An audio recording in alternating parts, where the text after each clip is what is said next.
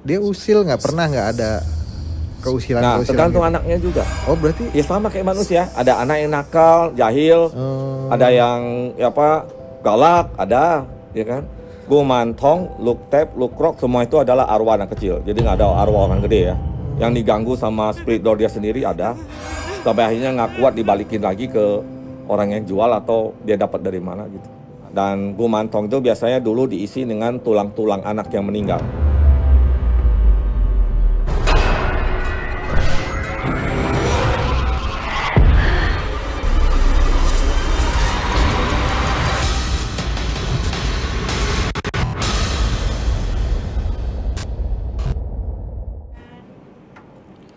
Assalamualaikum warahmatullahi wabarakatuh. Selamat malam Sobat Kumis. Gimana kabarnya malam Jumat ini? Semoga dalam keadaan yang sehat-sehat ya di rumah. Balik lagi bersama saya Oik di podcast Kumis Kupas Mistis, acara yang membahas tentang hal-hal mistis di sekitar kita. Dan tema kita malam hari ini yaitu boneka arwah dengan segala mitosnya. Ini masuk kayak boneka-boneka yang dipiara-piara artis tuh salah satunya mungkin ya. Kali aja sobat-sobat Kumis mau tahu asal-usulnya, boleh didengerin podcast ini nih. Dan saat ini telah hadir di studio kita tamu kita yang istimewa, beliau seorang pakar spiritual. Mari kita sambut Master Ong. Master Ong, selamat malam. Ya, malam. Sehat Master Ong? Sehat selalu. Alhamdulillah. Terus Master Ong, sebelum menuju ke pertanyaan tentang boneka ataupun spirit doll ini, kita boleh nanya-nanya yang lain dulu ya sebentar. Iya, ya? boleh. Sebelum masuk ke tema nih, keadaan alam akhir-akhir ini kan nggak tentu nih. Kadang hujan, kadang badai atau gempa gitu. Kira-kira menurut Master Ong nih gimana? Ya semoga baik-baik saja ya. Tapi menurut Master Ong kita mau tahu dulu nih. Iya, jadi kalau masalah fenomena alam sekarang ini kan ya, yang mungkin udah sangat sulit untuk diprediksi ya. Maksudnya kadang-kadang tiba-tiba hujan, ya tiba-tiba misalnya ada gempa dan sebagainya. Sebenarnya kalau kita orang spiritual itu hal yang biasa karena di alam semesta ini ada fase-fase tertentu yang memang akan mengalami satu perubahan-perubahan drastis. Ya, jadi kalau secara kasat matanya, secara yang kita bisa lihat, memang dunia ini kan sedang berubah, ya kan? Negara-negara sedang berubah, kemajuan teknologi sedang berubah, cara berpikir manusia sedang berubah. Nah, tentu saja alam juga itu harus menyesuaikan dengan kondisi-kondisi seperti itu. Jadi kalau misalnya alam pun juga dalam fase tertentu dia juga akan mengalami satu fase-fase perubahan, penyesuaian lah ibaratnya gitu kan. Ya kan karena manusia kan kita hidup di atas bumi ini ya kan, di atas tanah. Ketika yang di atas tanah ini berubah, ya bumi ini harus berubah juga. Otomatis ya. Otomatis. Ya. Atau bumi ini berubah, kita juga harus berubah, harus menyesuaikan. Jadi fenomena seperti ini sebenarnya ya itu satu kewajaran sih sebenarnya. Cuma bagi manusia kan kita nganggap itu sebagai suatu hal yang kadang anggap itu sebagai suatu bencana, anggap itu sebagai suatu yang kurang baik gitu. Padahal sebenarnya ya itu hal yang lumrah, hal yang memang alami gitu. Ya, saling beradaptasi intinya. Alami. Contohnya kan saya sebagai misalnya orang yang ngerti Feng Shui atau aurah gitu ya. Ketika kita misalnya satu tanah kosong, kemudian kita taruh satu benda di sana, itu pasti ada perubahan. Oh iya, ya benar kan? juga ya. Misalnya tanah kosong ditaruh pohon gede, anginnya tadi bisa lurus saja kan? Iya. Tiba-tiba ada pohon, ya dia harus belok dong. Kalau belok artinya apa? Artinya ada suatu perubahan kan? Suhunya bisa berubah, pencahayaannya bisa berubah. Nah itu sebenarnya konteksnya kurang lebih kayak gitulah. Alam ini seperti itu. Berarti insya Allah baik-baik saja ya semua. Ya, kita harapnya kan begitu. Iya. Master, masuk nih kita ke spirit doll. Saya penasaran nih Master, sebenarnya spirit doll dengan boneka biasa itu perbedaannya seperti apa kira-kira? Ya kalau boneka biasa ya mainan ya. Istilahnya memang produk hiburan ya, istilahnya memang sesuatu yang biasa-biasa saja, tidak ada. Jadi kalau namanya spirit doll, spirit itu kan artinya kalau mungkin ya kalau kita orang bilang ada rohnya, ada arwahnya, ada makhluknya gitu kan. Jadi ya kalau spirit doll itu ada media boneka yang diisikan sesuatu ke dalamnya. Dengan sengaja. Dengan sengaja atau tidak sengaja. Oh, tidak sengaja juga. Makanya di beberapa kalangan kan mungkin boneka itu sendiri ketika dipajang lama ataupun apa bisa diisi. Kadang-kadang terisi sesuatu. Terisi gitu. sesuatu, bisa. Bener kayak gitu bisa, ya? Bener, ya. Ya karena kalau boneka yang sesuatu yang berbentuk manusia atau binatang, itu kan ada satu wujudnya. Ya kan? Satu wujudnya tentu saja biasanya memang misalnya ada satu makhluk astral di sekitar itu, dia merasa nyaman dengan boneka itu, dia bisa aja ngisi ke dalamnya, bisa. Jadi dianggap kayak rumah aja. Oh gitu maksudnya. Jadi dia masuk ke dalam ya mungkin dia nyaman ya, ini kayak rumah gitu kan. Gitu. Berarti itu benar ya seperti benar, itu ya maksudnya? Iya. Tidak hanya boneka, lukisan juga bisa.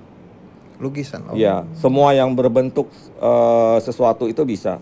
Ya, bahkan mungkin tidak hanya lukisan ya, misalnya lemari atau sesuatu yang bentuknya apapun itu sebenarnya bisa isi sama sesuatu gitu. Oh gitu. Ya, misalnya kita gini ya, ada orang misalnya terjadi satu tragedi, misalnya dia mati misalnya di atas satu meja, ya kan misalnya, maaf kata misalnya dia meninggal di situ, mungkin karena satu pembunuhan atau apa. Yang tragis lah ya. Ya, akhirnya bisa saja jiwanya dia atau yang orang sebutnya arwah dia atau ini berdiam ke dalam meja itu bisa. Nah itu kan yang disebut dengan benda yang kerasukan istilahnya, benda yang apa istilahnya terisi dengan satu energi yang berkaitan dengan satu peristiwa gitu. Ini sama nggak sih Master sama yang namanya rekam alam gitu? Dengan apa? Rekam alam, jadi alam rekam itu merekam. Iya bisa, mungkin istilah kerennya begitu kali ya. Oh. Istilah-istilah aja gitu. Kalau kita mau samain lah istilahnya ya. Oh iya. Nah Master, sejarah dari spirit doll itu sendiri seperti apa? Iya, jadi gini, kita mesti bahasnya dulu dari satu budaya ya. Jadi kebetulan yang paling dekat sama kita ini kan Thailand gitu. Sebenarnya di Nusantara kita juga banyak budaya kayak ini. Ya mungkin saudara-saudara kita di Kalimantan ya, atau misalnya di Tanah Toraja gitu ya. Kan ada makam-makam yang dibikin patung-patung leluhur itu ya. Itu kan dipercaya mewakili ya kan. Sebenarnya budaya-budaya seperti ini sebenarnya hampir rata sebenarnya di mana aja ada. Cuma karena memang di Thailand itu lebih populer, jadi orang sekarang ini lebih taunya kalau namanya spirit doll tuh ya dari Thailand gitu. Padahal sebenarnya di Nusantara kita sendiri juga banyak. Nah, jadi kalau di Thailand sendiri itu berakal dari kepercayaan masyarakat Thailand yang umumnya kan mereka itu beragama Buddha ya, agama Buddha, Hindu ataupun animisme. Nah di dalam kepercayaan agama Buddha itu kan bahwa manusia itu setelah meninggal itu kalau dia masih ada satu hal yang belum selesai di dunia ini, misalnya mungkin dia korban pembunuhan ya kan, atau korban ya pokoknya meninggal dengan cara yang tragis atau korban tabrakan atau apa, jiwanya dia atau arwahnya dia itu belum tenang gitu loh. Masih penasaran. Masih penasaran istilahnya kan. Nah, konsep seperti inilah yang menciptakan yang namanya konsep dari para spirit doll sebenarnya. Nah, jadi dari kepercayaan masyarakat Thailand bahwa orang yang meninggal dengan tragis itu dia harus menyempurnakan dirinya untuk kemudian bisa terlahir kembali. Ya kan. Okay. Nah, bagaimana orang bisa membantu arwah-arwah yang tidak tenang gitu ibaratnya. Oke. Ya kan. Jadi mereka ya kalau kita mungkin dengan cara mengirim doa ya kan dan sebagainya. Tapi di sana mereka percaya bahwa arwah itu tidak semudah itu kalau dia belum menyelesaikan apa yang menjadi satu konsen hidupnya dia, gara-gara misalnya dia nggak puas kenapa saya harus matinya muda, kenapa saya harus matinya dibunuh gitu kan. Itu kan dia masih ada dendam. Dendam ini gimana cara menghilanginya?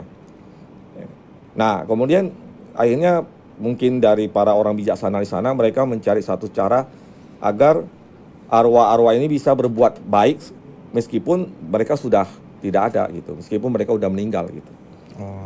Dengan cara apa ya? Salah satunya dengan menciptakan yang namanya gumantong ataupun juga spirit doll, luktef gitu ya. Atau ada istilahnya lukrok gitu. Oh berarti ada banyak macamnya ya? Iya banyak. Nama-namanya pun berbeda-beda. Tapi jenisnya. Kalau boleh tahu asal usul boneka yang ada di studio sekarang ini seperti apa? Kalau ini namanya look tab, ya. Look tab itu kalau diambil dari kosakatanya artinya anak malaikat. Ya. Kalau di Thailand tuh bahasa look tab itu artinya anak malaikat. Ya. Ada sebelum look tab itu ada namanya gumantong. Ya. Gumantong itu berupa patung kecil, ya kayak patung biasa ya terbuat dari bahan misalnya tanah liat atau apapun lah bahannya itu. Dan gumantong itu biasanya dulu diisi dengan tulang-tulang anak yang meninggal. Ya, anak-anak yang meninggal, jadi tulang-tulangnya dimasukin ke dalam patung itu, kemudian itu istilahnya kalau kita mau pakai istilah sana mungkin ya memang ya seperti dipuja ya, seperti disembayangin gitu. Ya tujuannya apa? Tujuannya ya utamanya adalah untuk membantu orang yang memujanya gitu. Karena dipercaya bahwa arwah-arwah daripada anak kecil ini itu punya kekuatan khusus yang bisa membantu orang tuanya atau orang tua asuhnya dalam mencapai hajat mereka gitu. Oh, bisa dikatakan berarti boneka spirit doll ini membawa keberuntungan mungkin seperti itu. Jadi itu kan berakar dari kepercayaan orang Thailand ya bahwa salah satu cara supaya arwah-arwah yang tadi tidak berproses dengan baik untuk bisa menciptakan satu kebaikan, maka mereka ini membantu orang tuanya. Ya, orang tua di sini artinya misalnya saya mengambil look tab ini, berarti saya orang tua dia gitu. Mengadopsi. Ya, mengadopsi. Jadi dia itu adalah anak saya gitu kan. Nah, supaya dia bisa berbuat baik, maka dia akan bantu saya. Misalnya saya usahanya apa ya dia bantu supaya usahanya lancar, supaya banyak pembelinya, supaya hokinya banyak, supaya apalah gitu. Nah, setelah dia membantu itu tentu saja dia mendapatkan yang namanya karma atau pahala kan, pahala kebaikan. Oh, jadi konsepnya pahala kebaikan itulah yang menjadi modal mereka untuk nanti bisa reinkarnasi lagi, terlahir kembali lagi. Oh, itu kepercayaan orang sana gitu ya. Tapi tadi boleh dijelasin sedikit nggak antara look tab, gumantong dan satu lagi apa tadi? Look krok. Itu apa tuh? Jadi yang intinya gumantong, look tab, look krok semua itu adalah arwah anak kecil. Jadi nggak ada arwah orang gede ya.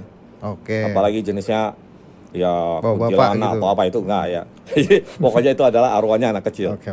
Nah, gumantong itu berupa patung ya. Patung dan kemudian biasanya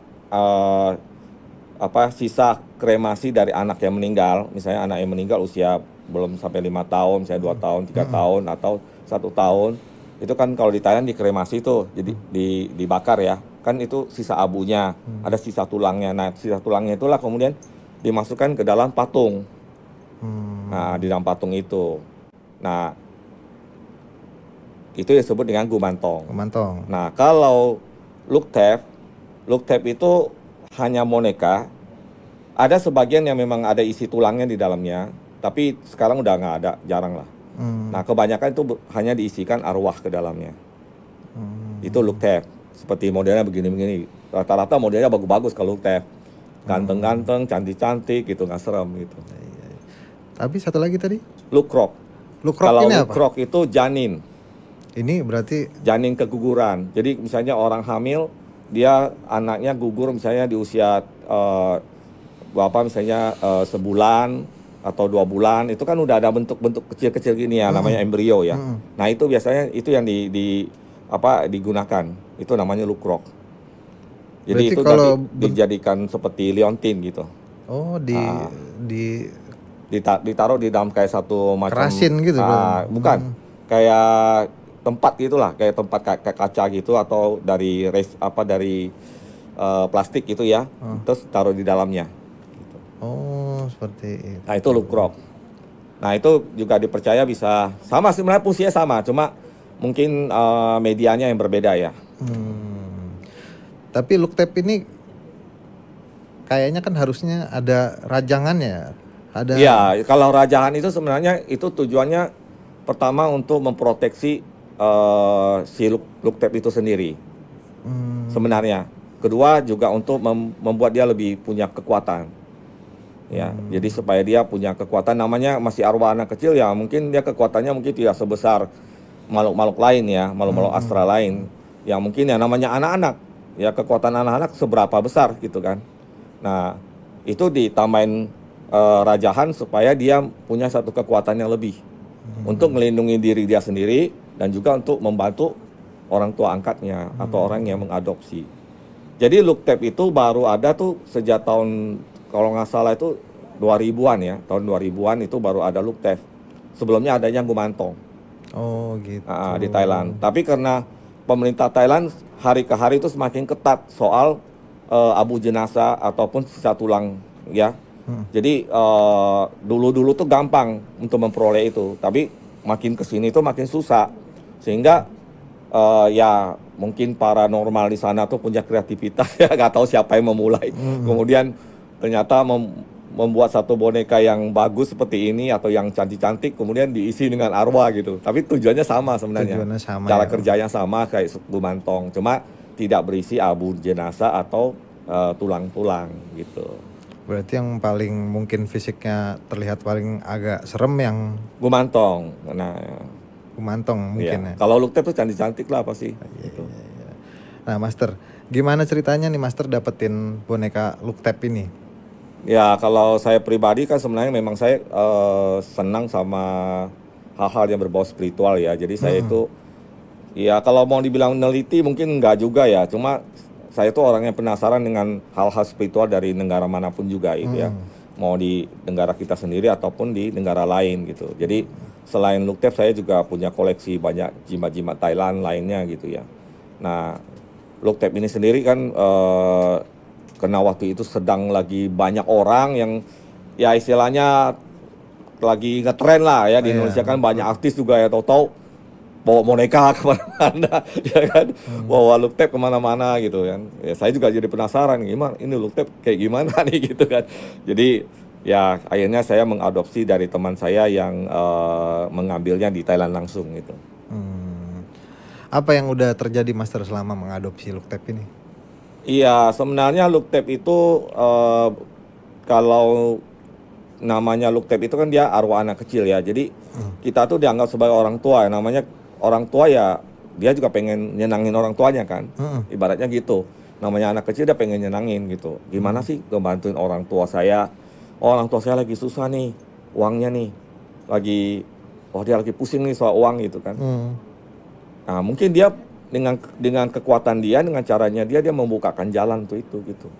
Nah, makanya di Thailand itu banyak toko-toko orang itu menaruh Luktep itu sebagai jimat di depan tokonya. Oh gitu. Nah, jadi misalnya ada toko nih yang jualan barang ya, sini ada Luktep, sini ada Luktep, sini ada Luktep gitu. Oh gitu. Nah, jadi di sana tuh benar-benar hal yang lumrah ya. lumrah, biasa aja gitu. Dan tidak berbau mistis yang menyeramkan gitu Enggak, sebenarnya. Gitu. jadi kalau orang Thailand tuh pakai jimat itu biasa, pakai jimat kan, makanya kalau ketemu orang Thailand rata-rata ada jimatnya. Itu biasa. Oh. Ya, mereka tuh nggak tertutup misalnya tentang hal kayak gitu. Oh, sangat terbuka ya. Ya lumrah aja. Artis di sana juga banyak yang pakai susuk, pakai ini biasa aja. Mereka ngaku-ngaku aja, iya memang dia pakai gitu. Oh. Tapi berarti Master ini punya banyak boneka-boneka Luktep? Enggak, saya nggak pengkoleksi ya. Masih jauh lah. Kalau ada kan yang spiritual yang punya banyak boneka. Iya, gitu ya. kirain Kalau Master saya punya banyak enggak. boneka model begini. Karena saya cuma pengen tahu aja, jadi ya cukup satu aja supaya saya bisa memahami. Oh, ternyata ini yang namanya Luktep, Gumantong atau yang lainnya itu cara kerjanya adalah seperti ini. Ya kan, oh dia berfungsi seperti ini gitu aja. Tapi biasanya punya nama kan Master boneka-boneka kayak gini. Namanya Ya, siapa yang punya Master ini? Ini namanya Chelsea. Oke, Chelsea. Ada nggak sih cerita si Chelsea ini ketika di suatu malam bergerak sendiri gitu? Kalau bergerak belum pernah ya, tapi biasanya kan kalau namanya Luktep itu kita harus ada offering ya, harus ada persembahan. Contohnya? Ya kayak manusia kan butuh makan. Oke. Ya. Jadi jimat atau Luktep boneka arwah itu semua harus ada offeringnya, harus ada pemberian, harus ada istilahnya kalau di kita Jawa ya bilang sesajen gitu ya. Tapi sesajennya mereka ya berupa makanan, misalnya kita beli biskuit. Ya anak-anak sukanya apa sih? Biskuit, susu, ya kan? Fanta gitu kan. Nah, Ditaruh aja deket dia gitu. Ya, taruh, kita bacain doa bahwa ini buat kamu gitu. Karena kalau kita nggak bilang buat dia juga nggak mau ngambil, nggak mau makan gitu. Ya, beda. Jadi di dunia arwah pun mereka punya etika. Kalau nggak dipersembahkan buat mereka, mereka tuh nggak mau makan. Kalau manusia malah beda ya. Nggak, bukan punya dia malah diambil ya. Oke. Jadi ada satu memang yang menjadi ini ya, kalau kita kan biasanya waktu kita taruh persembahan saya susunya tuh bisa netes sendiri. Jadi kayak orang kayak kita nyedot gimana, dia netes. Oh gitu. Nah, atau misalnya dalam 1 hari nanti susunya jadi bening. Oh. Tahu ya, jadi kan biasanya susu kan harusnya warnanya susu tuh, jadi bening. Air kalau kita tuangin tuh jadi air kayak bening aja. Kayak susu basi mungkin. Kayak susu basi, tapi dalam 1 hari itu. Tuh. Iya. Itu udah istilahnya interaksinya seperti itu. Gitu. Iya. Kan tapi kabarnya nih boneka-boneka spirit doll ini nih dekat kaitannya sama hal-hal syirik gitu. Memiliki boneka-boneka seperti ini kan bisa dibilang katanya ya, maksudnya banyak orang ngomong sebagian oknum ataupun orang ini syirik nih memelihara boneka ini. Menurut Master sendiri gimana tanggapannya? Jadi gini ya, kan namanya boneka arwah ini sebenarnya kan produk budaya dan keyakinan dan kepercayaan sesuatu, ya kan? Karena di Thailand itu ada hal yang biasa, ya kan? Karena mereka yakin semua makhluk itu juga bisa berbuat sesuatu yang baik untuk mendapatkan pahala, termasuk juga yang sudah meninggal gitu kan, atau yang dikenal sebagai arwah gitu. Nah kalau konteksnya di dalam kita misalnya di Indonesia ini kebanyakan kita adalah orang Muslim misalnya gitu ya. Ya tentu saja pemahaman kita mungkin berbeda dengan orang-orang Thailand ya, atau orang-orang yang punya keyakinan seperti itu gitu. Nah yang tidak boleh itu kan sebenarnya kalau kita itu istilahnya menganggap dia itu sebagai sesuatu yang meminta sesuatu gitu. Ya kan. Kalau kita bilang syirik kan berarti kita mempercayai dia sebagai ya Tuhannya kita gitu kan. Bahwa kalau ya apa-apa kita mintanya seperti itu. Itu kan yang membuat kita jadi gak boleh sebenarnya kan. Nah sebenarnya kalau kita misalnya cuma hanya punya spirit doll tapi kita tidak menganggap dia seperti itu ya sebenarnya boleh-boleh aja sih ya. Kalau menurut saya ya. Menurut Master ya. Iya. Disclaimer dulu nih gitu. Ya selama kita tidak meminta sesuatu kepada dianya gitu loh. Ya kan. Kalau misalnya toh ketika kita mengadopsi kemudian dia merasa sebagai anak ingin bantu orang tua, itu konteksnya beda. Sama kayak kita anak mengabdi sama orang tua kita. Kita bantu orang tua kita, itu kan beda. Beda dengan kita misalnya, oh ada luktep tuh kita sembah, kita minta gitu kan. Itu lain ya. Nah itu ya mungkin nggak boleh, menurut saya begitu gitu loh. Tapi kalau misalnya dia dengan satu fungsinya dia sendiri, dengan sendirinya dia membantu seseorang ya, itu hal yang wajar aja ya menurut saya ya. Ya kembali lagi lah kepada keyakinan masing-masing sih sebenarnya sih. Gantung personalnya masing-masing ya. Ya kalau merasa misalnya itu tidak nyaman ya sebenarnya memang ini bukan produk budaya kita sebenarnya kan gitu. Produk budaya di negara lain yang punya kepercayaan dan keyakinan yang berbeda. Seperti itu ya. Jadi dari awalnya emang udah ketemu, udah nggak ketemu ya. Ya awalnya nggak ketemu. Kalau misalnya merasa nggak ketemu ya jangan gitu loh. Iya, benar-benar. Kan juga untuk nyangkut kayak boneka ini tuh ada juga pakar-pakar ngomong tuh ini berpengaruh juga, maksudnya orang yang memiliki boneka ini kejiwaannya tuh sesuatu gitu, maksudnya dia terjiwaannya dari segi pakar-pakar itu agak terganggu. Ada yang seperti itu gitu. Itu ada benar ya. Menurut Master jadi, gimana? Itu ada benar ya. Jadi gini, di Thailand itu kalau kita lihat ada orang bawa boneka kemana-mana, boneka blue tape itu memang biasa aja. Oh ya. Biasa berarti? Iya nyaman-nyaman aja mereka, ya kan, biasa-biasa aja gitu. Saya juga sempat bingung lihat orang kan bawa boneka kemana-mana, terus diajak makan di restoran gitu, ditaruh tuh ajak makan, diajak ngomong. Ya kalau misalnya kita mau orang normal melihat, ya ini orang kayaknya keganggu kali di jiwanya, ya gitu ya. Bisa, ya itu bisa ada benarnya gitu loh. Ya tapi kalau menurut saya, ya sebenarnya kita itu tidak perlu memperlakukan seperti itu sebenarnya. Menurut saya itu terlalu berlebihan ya. terlalu berlebihan sih menurut saya. Oh gitu. Ya kan kalau misalnya kayak saya punya ya saya cuma taruh di rumah aja, ya kan anggapnya kayak ya barang-barang yang lain kita taruh di rumah ya. Cuma kita menghargai bahwa di situ memang ada spiritnya, ada jiwanya yang duduk di sana gitu. Tapi kita tidak perlu kemana-mana kita bawa terus kita ajak makan di mana. Ya mungkin kesannya orangnya ini memang terganggu kali jiwanya orang nih ya. Gitu ya. Jadi itu sebenarnya perlakuan yang menurut saya itu kurang, ya kalau secara kacamata ya saya ya tidak perlu begitu sih sebenarnya gitu. Biasa aja. Biasa saja lah, tidak perlu begitu. Itu terlalu berlebihan. Tapi Mas Torong selain punya boneka ini ada nggak benda-benda teman gaib atau yang lain gitulah di berbentuk apa gitu kira-kira kalau ada? Maksudnya selain boneka? Iya kalau lain kan banyak ya. Jadi jimat-jimat Thailand yang lain juga ada. Ya kan? Tapi yang paling unik mungkin ini atau gimana, ada lagi? Iya ada juga kan kalau jimat Thailand sendiri itu kan banyak jenisnya. Ada yang kalau dianggap tuh yang punya power paling besar itu kalau punya unsur manusia di dalamnya. Unsur manusia itu misalnya sisa-sisa manusia ya. Sisa tengkorak kepalanya ya. Sisa tulang. Master punya? Ya ada yang seperti itu ada. Iya. Berarti memang di Thailand itu kental banget ya budaya-budaya gitu. Jadi ada yang paling populer dipakai itu kan kalau dari sisa manusia itu wilayah kening ya, tengkorak bagian kening itu paling banyak untuk diraja, untuk digunakan. Tapi kira-kira itu untuk apa Master biasanya kalau kepala manusia itu tengkorak itu?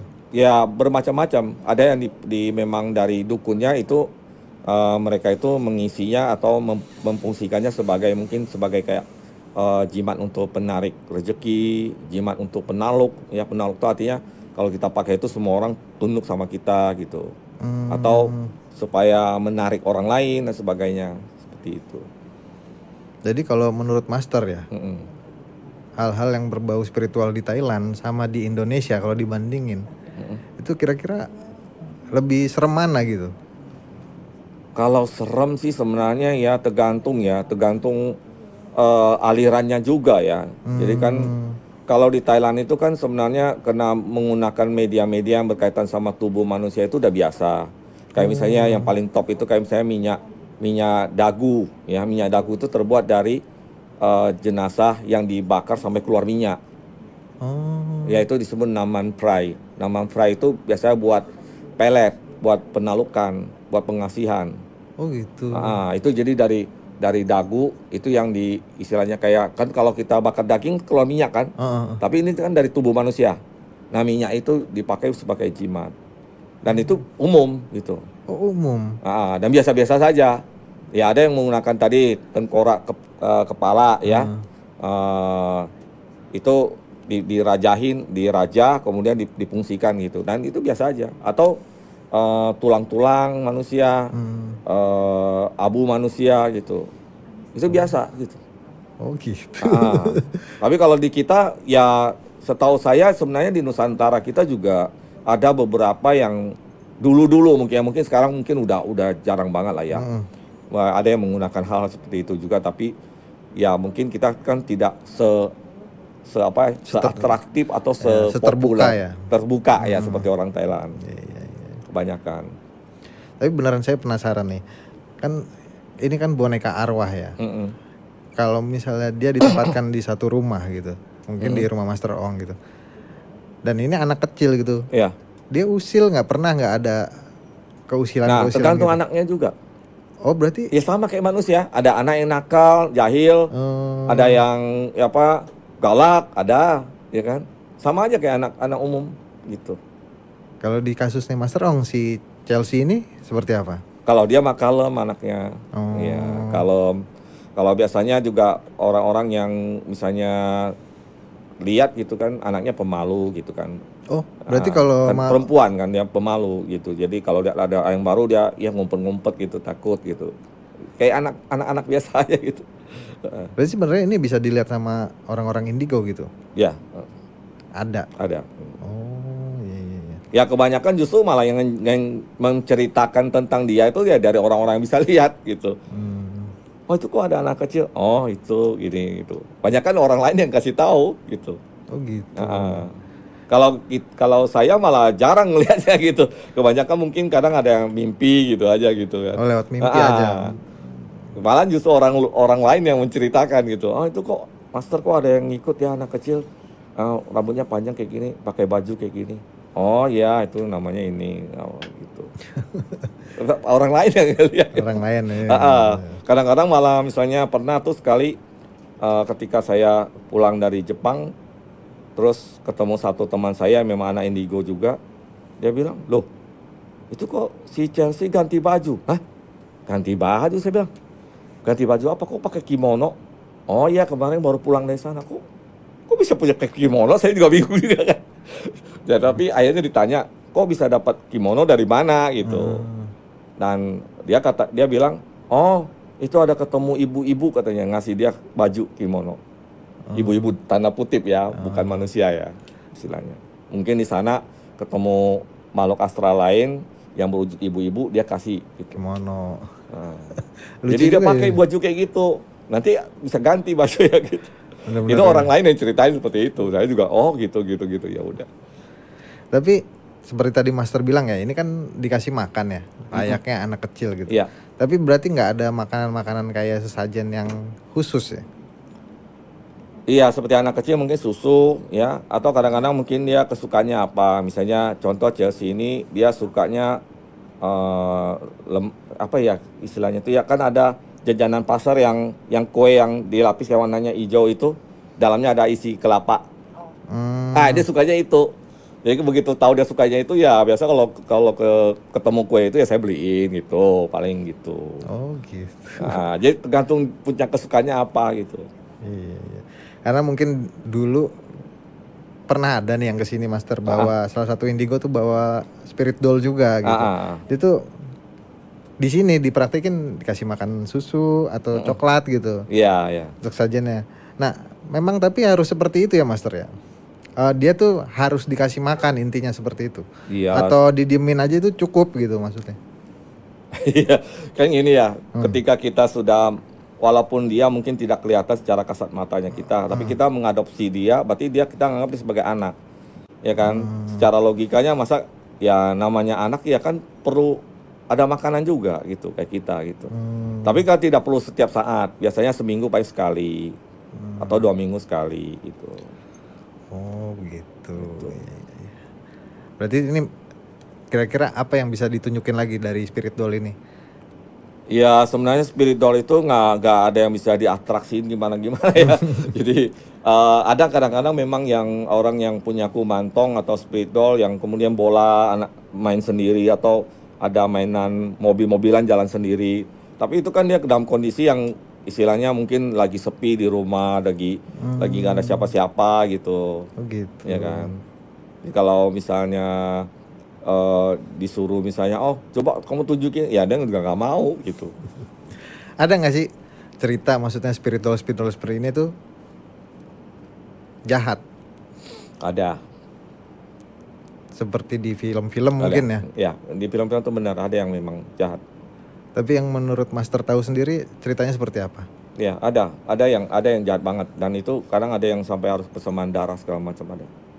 Oh gitu. Itu yang gumantong ada yang kayak gitu. Karena gini, jadi kita mesti lihat riwayat dari arwah yang ngerasukin itu. Mungkin dia waktu dia masih anak-anak dibunuh orang misalnya, dia dendam banget. Saya harus balas dendam sama orang yang membunuh saya. Dendamnya itu membuat dia itu menarik energi negatif lainnya. Bisa kalau kita sebut misalnya makhluk astral lainnya, ya kan, ya mungkin jin lah atau apa gitu kan. Oh ya kamu mau balas dendam ya, udah saya bantu gitu, ya kan. Dia dibantu sama makhluk lain, akhirnya dia punya kekuatan lebih gitu.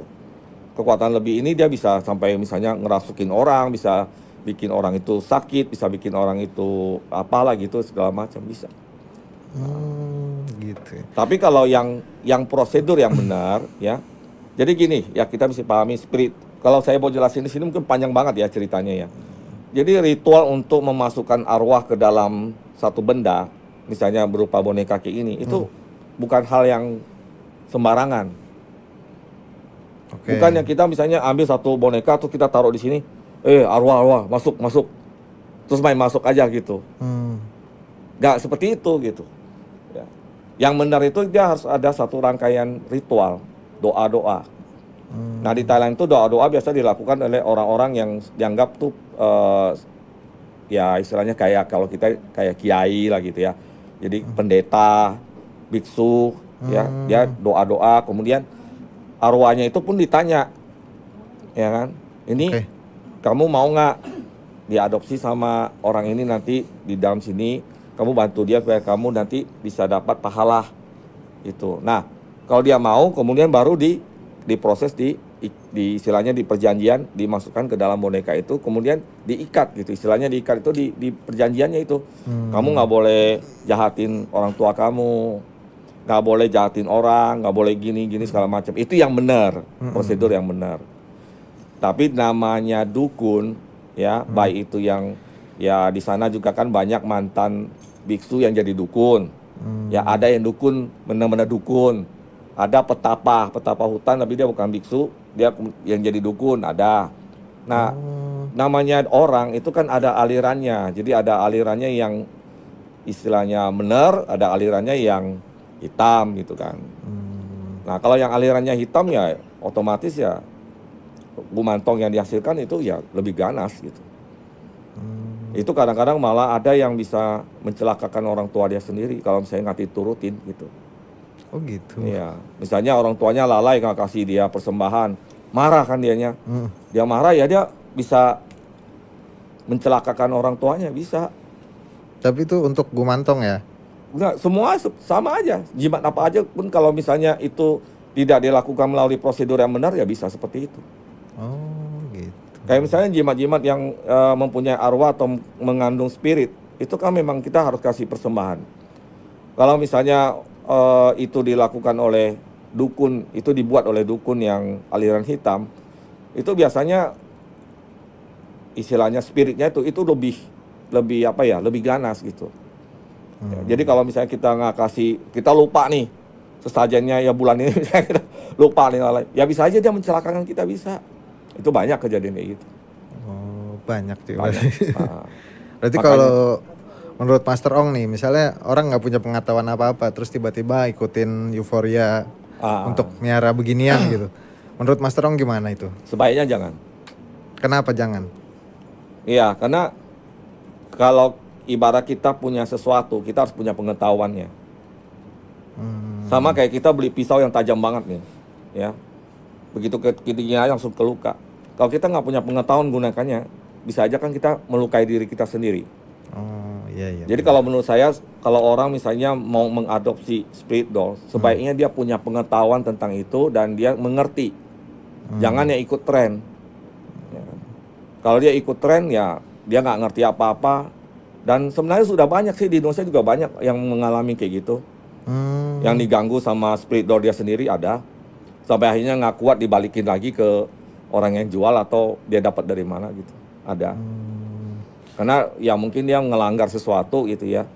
Misalnya harusnya setiap hari apa dia dikasih sesajen atau apa dia lupa, terus spirit yang di dalamnya tuh marah gitu kan. Diganggu dalam mimpi atau apa itu bikin sakit atau bikin apa gitu. Ada. Nah itu kan artinya dia mau ngambil tapi tidak mau bertanggung jawab gitu istilahnya. Berarti memang ada tanggung jawabnya di sini. Harus ada tanggung jawabnya. Tapi boleh nggak sih Master tahu, maksudnya ini kan berarti boneka diperjualbelikan ya? Ada nggak sih kisaran harganya tuh seperti kira-kira berapa sampai berapa gitu? Sebenarnya tergantung kualitas bonekanya. Oh gitu? Iya, kan ada yang apa ya, boneka kayak ini kan produksi pabrik. Ya awalnya ya, mungkin. Iya awalnya. Nah biasanya kalau kita langsung ke Thailand itu jauh lebih murah. Ya, apalagi kalau kita langsung ketemu sama orang yang bikinnya, ya itu jauh lebih murah. Kalau kita beli di Indonesia misalnya melalui toko, ya dia udah ada keuntungannya segala macam, ya pasti lebih mahal. Biasa kisaran misalnya 3 juta sampai 10 juta juga ada gitu.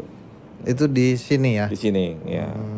Kalau di sana mungkin kita punya, misalnya kita beli boneka, terus kita pengen diupacarakan supaya menjadi spirit doll, ya ya biasanya jasa untuk ke itunya tidak terlalu mahal gitu biasanya. Tapi adanya di Thailand. Adanya Thailand. Kalau di sini kan kita udah tinggal jadi. Iya. Nah, biasa kisaran segitulah 3 jutaan sampai 10-an ya, mungkin ada sih yang sampai 15 tergantung orang yang jualnya ngambil profitnya berapa. Iya. Tapi kan berarti masih banyak ya di Indonesia nih yang percaya sama spiritual ini kayak gitu ya. Banyak grupnya juga yang yaitu yang istilahnya mengadopsi, kemudian mereka bikin komunitasnya ada. Oh gitu. Ya komunitasnya, terus pas waktu kumpul-kumpul semua bawa bonekanya kasih makanan juga ya, sama kayak orang, jadi ramai aja gitu. Ada seperti itu. Berarti Master Ong sempat ikut ya? Nggak pernah. Kalau saya sendiri itu sebenarnya kan lebih kepada ibarat apa ya, kita ini ada di bidang spiritual. Seorang pakar spiritual itu nggak boleh berhenti pada apa yang saya tahu doang.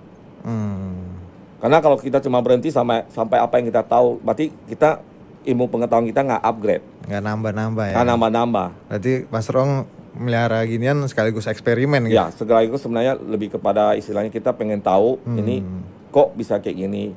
Jadi suatu saat kalau orang nanya sama saya spiritual, saya tahu, oh spiritual itu seperti ini. Ya, karena saya ya melihat hal itu langsung gitu, merasakan itu langsung gitu. Oke. Ada yang mau disampaikan nggak buat Sobat Kumis di rumah? Kira-kira seperti apa nih soal spiritual ataupun jimat-jimat yang... Jadi intinya gini sih sebenarnya ya. Apapun media yang kita ingin gunakan untuk sesuatu, misalnya jimat atau spirit door, look tap dan sebagainya, ya sebaiknya kita itu harus tahu baik dan buruknya buat kita. Dan kita harus berani bertanggung jawab sama apa yang kita putuskan.